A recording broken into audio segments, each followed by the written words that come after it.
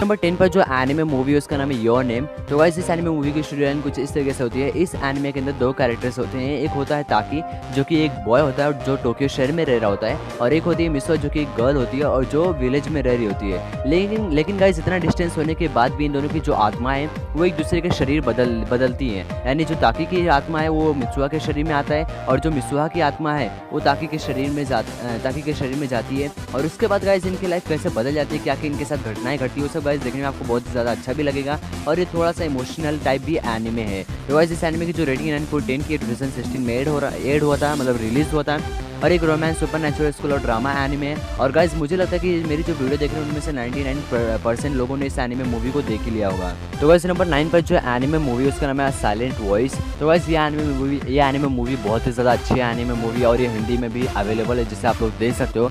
तो गाइस इसकी स्टोरी कुछ इस तरीके से होती है। इस एनिमे मूवी के अंदर दो कैरेक्टर्स होते हैं, एक होता है शोया और एक होती है निशिमिया जो कि एक लड़की होती है और जो ना बोल पाती है ना सुन पाती है, और इसलिए शोया उसे बहुत ही ज़्यादा बुली करता है, उसका फ़ायदा उठाता है। लेकिन एक दिन उसके स्कूल वालों के बात पता चल जाती है और उसके बाद गाइस उसके स्कूल वाले उसके ऊपर कंप्लेन कर देते हैं, और ये बात सब स्कूल वालों को पता चलती है। तो सब लोग जो शोया है उससे नफरत करने लगते हैं, यहाँ तक कि जो उसके दोस्त है वो भी उससे अलग हो जाते हैं और वो उसके दोस्त ही उससे बुली करने लगते हैं। तो गाइस ये उसका मतलब पूरा उल्टा हो जाता है, और जब ये बड़ा होता है तो गाइस इसके ऊपर इसको मतलब बहुत ज़्यादा पछतावा होता है कि मैंने उस लड़की के साथ ऐसा क्यों किया, ये क्यों किया, ऐसा करके बहुत ही ज़्यादा बड़ा पछतावा होता है। और उसके बाद इसकी लाइफ कैसे बदलती जाती है। तो गाइस ये एनिमे मूवी बहुत अच्छी एनिमे मूवी है। इसकी जो रेटिंग है 9.2 के 2016 में रिलीज होता है। ये एक ड्रामा स्कूल और शोनेन एनिमे मूवी है।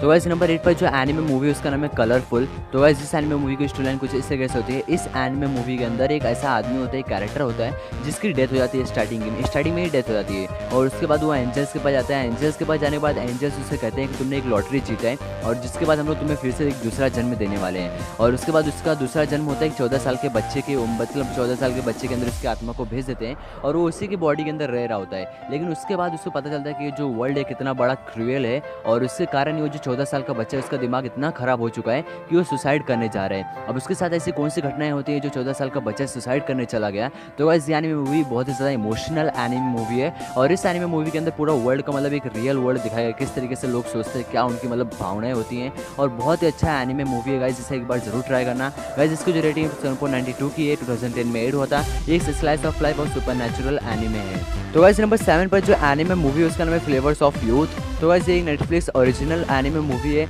ये जो एनिमे मूवी है 3 स्टोरीज पर बेस्ड होती है। इसके अंदर आपको 3 स्टोरीज देखने को मिलेगी जो कि चाइना में बेस्ड होती हैं, और इन 3 स्टोरीज के अंदर आपको अलग अलग कैरेक्टर्स देखने को मिलेंगे, और इन 3 स्टोरीज से आपको 3 चीज़ों की वैल्यू पता चलेगी। वो 3 चीज़ें होती हैं रोटी, कपड़ा, मकान। तो ये जो 3 चीज़ें हैं रोटी, कपड़ा, मकान, ये हमारी लाइफ में कितनी ज़्यादा ज़रूरत है इनकी, क्या इंपॉर्टेंस है इनकी। तो गाइस ये जो 3 चीज़ें इनकी वैल्यू आपको बहुत ही अच्छे तरीके से इस एनिमे के अंदर पता चलेगी, और ये गाइस बहुत ही ज़्यादा इमोशनल एनिमे भी है। इसकी स्टोरी देखने के बाद आप ज़रूर थोड़ा बहुत तो आपका दिल रोने जैसा हो ही जाएगा। तो गाइस ये जो एनिमे मूवी है इसकी जो रेटिंग 7.89 की है, ये 2018 में रिलीज हुआ था। एक ड्रामा, रोमांस और science slice of life anime है। तो गाइस नंबर 6 पर जो एनिमे मूवी है उसका नाम है होतारुबी नो मोरी, और ये एनिमे मूवी मुझे लगता है कि बहुत सारे लोगों ने देख लिया होगा। इसकी स्टोरी कुछ इस तरीके से होती है। इस एनिमे के अंदर एक लड़की होती है जिसका नाम होता है होतारू, जो कि अपने अंकल के यहाँ घूमने जाती है, और वहाँ पर जाने के बाद जब फॉरेस्ट में घूमने जाती है तो वहाँ पर वो गुम हो जाती है, अपना रास्ता भटक जाती है, भूल जाती है, और वहीं पर उसे एक फॉरेस्ट का स्पिरिट मिलता है जिसका नाम होता है गिन, जो कि एक लड़का होता है, और वो उसकी मदद करता है लेकिन उसको बिना छुए। वो कहता है कि अगर जो कोई भी इंसान मुझे छू लेगा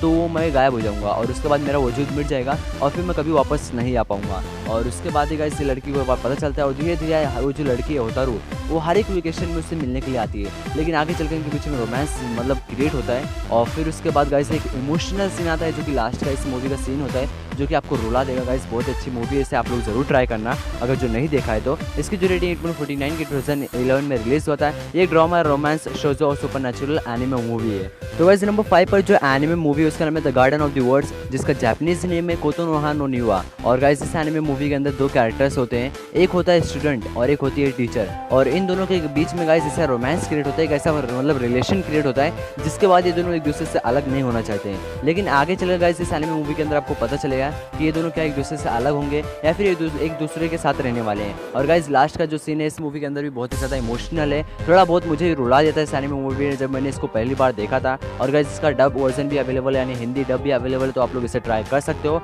और गाइज ये मूवी सिर्फ और सिर्फ 45 मिनट्स की, और 45 मिनट्स के अंदर ये मूवी आपको बहुत कुछ सिखा कर चली जाती है, जो कि आपको एक बार ज़रूर देखना चाहिए। और गाइज इसकी जो रेटिंग 8.28 की 2013 में रिलीज होता है। ये एक slice of life psychology drama और रोमांस एनिमे मूवी है।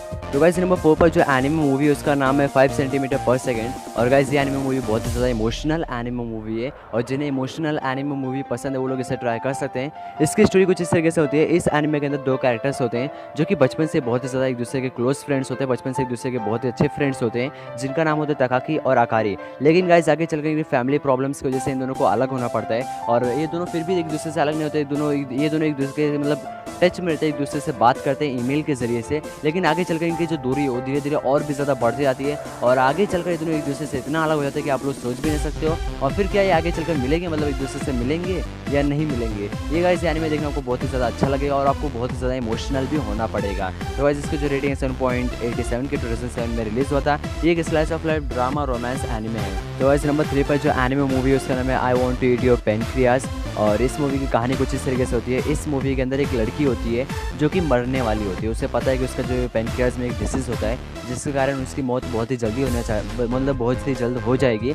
लेकिन उसके बाद भी वो कहती है कि मुझे मेरी लाइफ को जितने दिन बचे उतने दिन मुझे एकदम एंजॉय करके जीना है। और इसी में हमारा मेन कैरेक्टर भी होता है जो कि एक बहुत ही ज़्यादा बोरिंग टाइप का लड़का होता है, जो सिर्फ और सिर्फ अपने काम से काम रखता है। लेकिन उस लड़की के उसकी ज़िंदगी में आने के बाद हमारे मेन कैरेक्टर की लाइफ कैसे बदल जाती है, और फिर वो अपनी सोच को कैसे बदलता है। तो गाइस ये एनिमे मूवी बहुत ही ज़्यादा इमोशनल एनिमे मूवी है, और इसका एंडिंग गाइस बहुत सारे लोग देखने के बाद रो देते हैं। तो गाइस इस मूवी का कुछ आप लोग इमोशनल मूवी देखना चाहते हो तो इससे पहले ट्राई करना। इसकी जो रेटिंग 8.60 के 2018 में रिलीज हुआ था, और एक ड्रामा एंड। तो गाइस नंबर 2 पर जो एनिमे मूवी उसका नाम है बेयरफुट गेन। और गाइस इसका जापानीज नेम है होदाशिनो गेन। तो गाइस अगर जो आपने grave of the fireflies anime movie देखी है और आपको ऐसा ही कोई और एनिमे मूवी देखना है तो आप लोग इस मूवी को ट्राई कर सकते हो। इस मूवी की कहानी कुछ इस तरीके से होती है। इस मूवी के अंदर मतलब इसके अंदर भी वही दिखाया गया कि अमेरिका जब जापान के ऊपर जब बॉम्बिंग करता है तो उसके बाद उनकी हालत कैसे होती है। और इसी बीच में हमारा मेन कैरेक्टर होता है गिन, जो कि अपनी फैमिली की बहुत ही ज़्यादा मदद करता है उस बीच में सर्वाइव करने के लिए। और अपनी प्रेग्नेंट माँ, इसकी जो मदर होती है वो प्रेग्नेंट होती हैं, और इसके जो फादर हैं उन दोनों की मदद करता है ये, और इसके भाई मिलकर इन लोग कैसे सर्वाइव करते हैं उस बॉम्बिंग के अंदर। तो गाइस ये बहुत ज़्यादा इमोशनल मूवी है, और इसका सेकंड पार्ट भी आया है। और गाइस ये जो मूवी 1983 में रिलीज हुई थी, इसकी जो रेटिंग 7.85 की है, एक ड्रामा और हिस्टोरिकल एनिमे मूवी है। तो गाइस नंबर 1 पर जो एनिमे मूवी है उसका नाम है ग्रेव ऑफ द फायरफ्लाइज। और मुझे लगता है कि बहुत सारे लोगों ने इस एनिमे मूवी के बारे में गेस कर लिया होगा, क्योंकि ये एनिमे मूवी अपने आप के अंदर ही बहुत ही ज़्यादा इमोशनल है, यानी बहुत ही ज़्यादा इमोशन छुपा के रखी हुई है। तो गाइस इस एनिमे मूवी की स्टोरी कुछ इस तरीके से होती है।